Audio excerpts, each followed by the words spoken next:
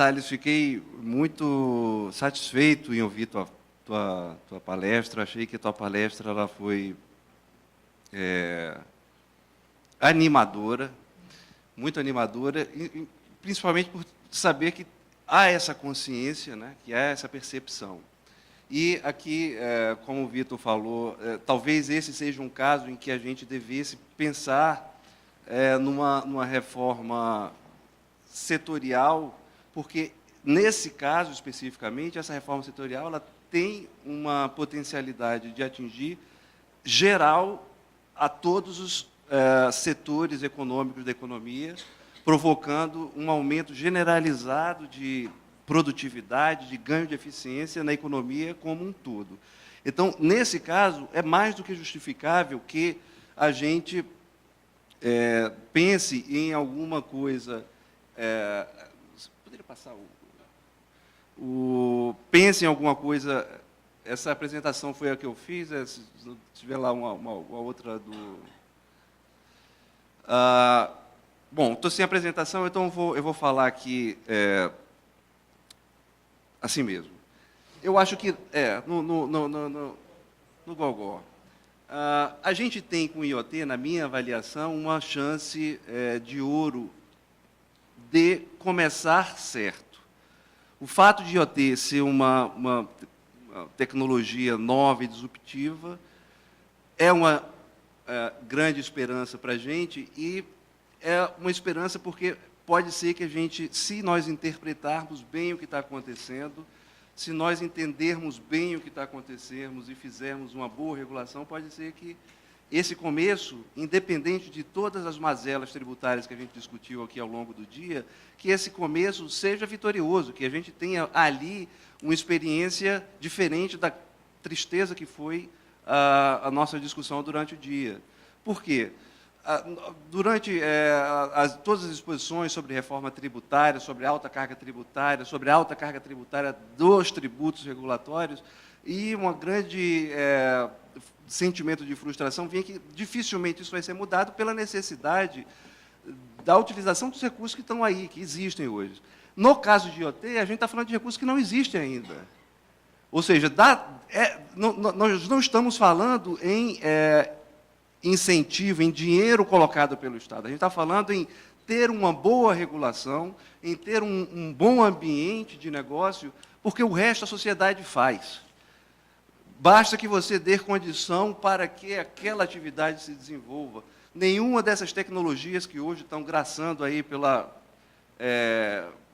terra, nasceu de pesquisas militares, mas se desenvolveram como negócio, se desenvolveram como ferramentas revolucionárias, tanto na economia como na sociedade, a partir do uso que foi dado pela própria sociedade. Ela, se tinha condição adequada, vai surgir um Facebook, vai surgir um Google, vai surgir grandes empresas das condições. Não é do incentivo do governo, é das condições adequadas. O que se precisa, então, na nossa visão, a melhor ajuda que o governo poderia dar na questão do IoT é fazer uma regulação que gerasse condição para que, a partir dela, a sociedade fizesse a revolução à sociedade. E, na nossa visão, o obstáculo para que isso aconteça é o tributário.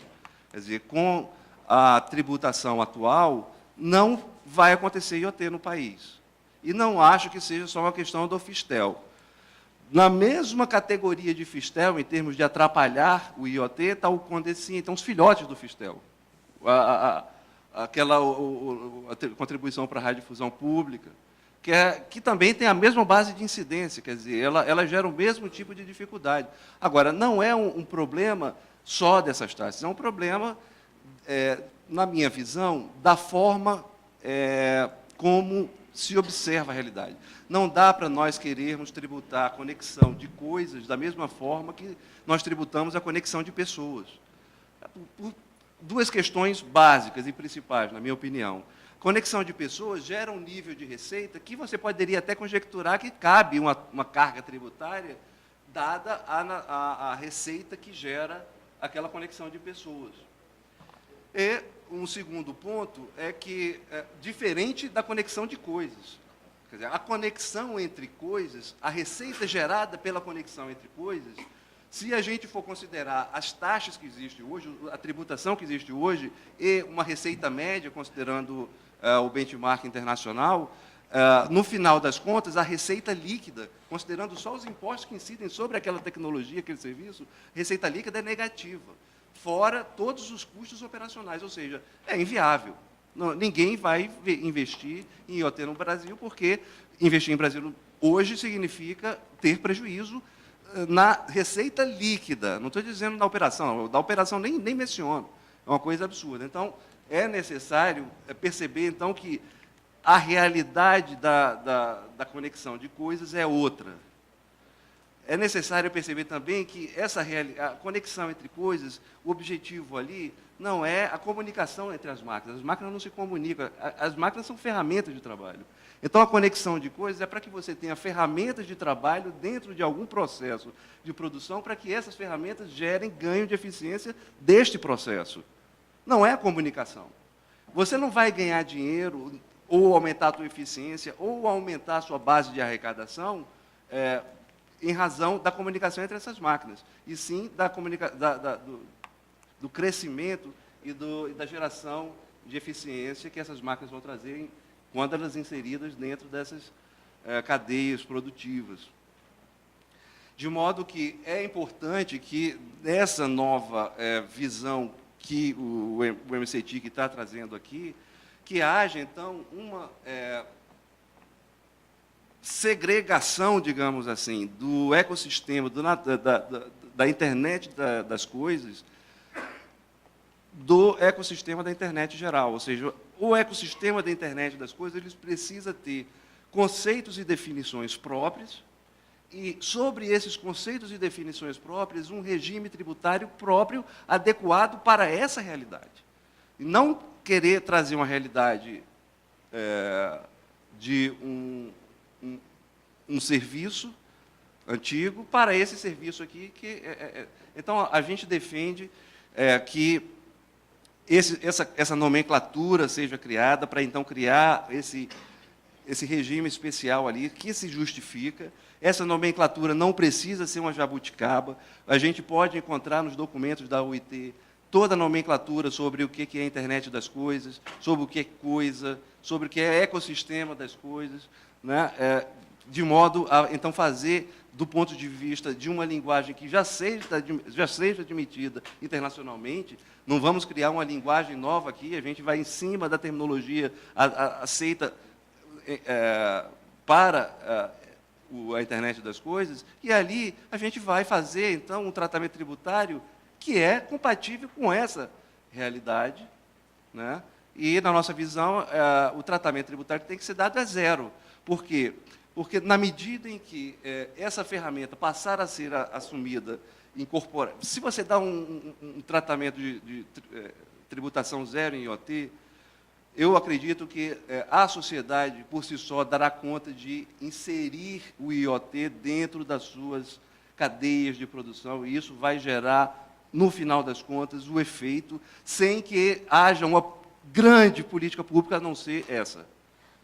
Porque a sociedade, sem considerar, é claro que hoje a gente tem fundos que são cobrados do serviço de telecomunicação, e que, se esses fundos fossem também destinados para essa rede, seria muito bom, né? Corroborando com a ideia que foi colocada aqui pelo conselheiro. Mas eu estou falando de uma coisa para o futuro, né? De como tratar isso para o futuro. Por exemplo, se falou, como a gente foge dessa questão do... Tem uma coisa simples que já poderia ser feito de imediato, que é a definição do M2M. A definição atual do M2M, ela é de tal forma